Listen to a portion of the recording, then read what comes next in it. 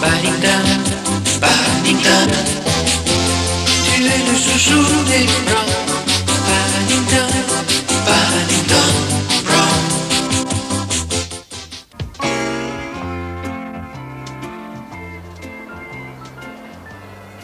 Paddington aimait beaucoup vivre chez les Brown, d'autant plus qu'il se faisait beaucoup d'amis grâce à eux.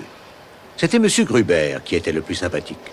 Il était antiquaire et Paddington lui rendait visite presque tous les matins.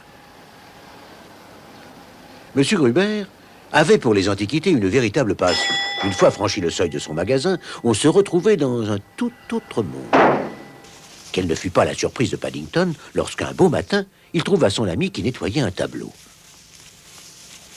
Ne vous inquiétez pas, monsieur Brown. Je ne fais que restaurer ce tableau. Qu'en pensez-vous? C'est difficile à dire, M. Gruber. Le sujet n'est pas évident. Voyez-vous, mon ami, pour ce qui est de la peinture, il ne faut jamais se fier aux apparences. Il faut savoir, monsieur Brown, qu'autrefois les artistes étaient si pauvres qu'ils peignaient parfois par-dessus de vieux tableaux. Il est arrivé qu'on trouve sous une peinture médiocre un sujet ayant beaucoup plus de valeur. Vous rendez-vous compte, monsieur Brown, que ceci pourrait être un chef-d'œuvre? Vraiment, M. Gruber? Ah, je ne l'aurais jamais deviné. Après avoir réfléchi tout le long du chemin, Paddington arriva l'air tout pensif chez les Brown. M. Brown avait beaucoup de tableaux. Paddington en avait justement remarqué un qui se trouvait depuis plusieurs jours dans le salon sans qu'il sache pourquoi. Et si j'essayais de le restaurer? Je suis sûr que M. Brown m'en serait très reconnaissant. Oh oui. Bien que d'un naturel optimiste, Paddington commença après un certain temps à se sentir inquiet. Loin d'être restauré, le tableau de M. Brown commençait à prendre une drôle de tournure. Et pis encore, il n'y avait pas trace de la moindre peinture en dessous.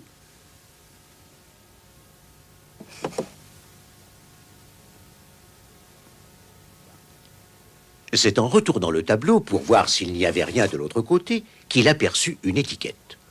On y lisait « Tableau de M. Henry Brown pour le concours de peinture de la Société artistique de Portobello Road ».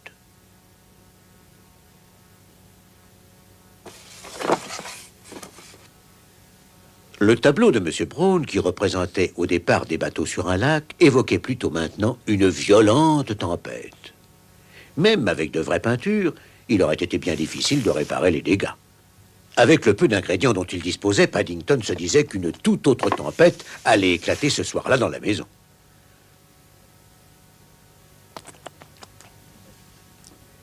Dans l'après-midi, Paddington fut soudain pris d'un mal mystérieux et dut aller se coucher. Cette maladie rare lui donnait des boutons multicolores, rouges, jaunes et oranges, qui rappelaient curieusement la couleur de la moutarde, de la sauce tomate et de la confiture d'orange. Il essayait de se dissimuler derrière le grand bol de tisane qui constituait le remède universel de Madame Bird.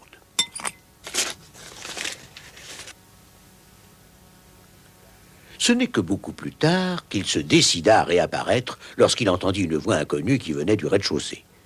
Un usage remarquable de la couleur, disait la voix. Et quelle ingéniosité ces touches de confiture d'orange au lieu de peinture! À la grande surprise de Paddington, le tableau de M. Brown occupait une place d'honneur au milieu de la pièce. Et l'on avait attaché au cadre une grosse cocarde rouge. Papa a remporté le premier prix, Paddington. Je ne savais pas que tu faisais de la peinture abstraite, papa. Eh bien, moi non plus. Ce qui est abstrait, en tout cas, c'est l'identité de l'auteur de cette œuvre.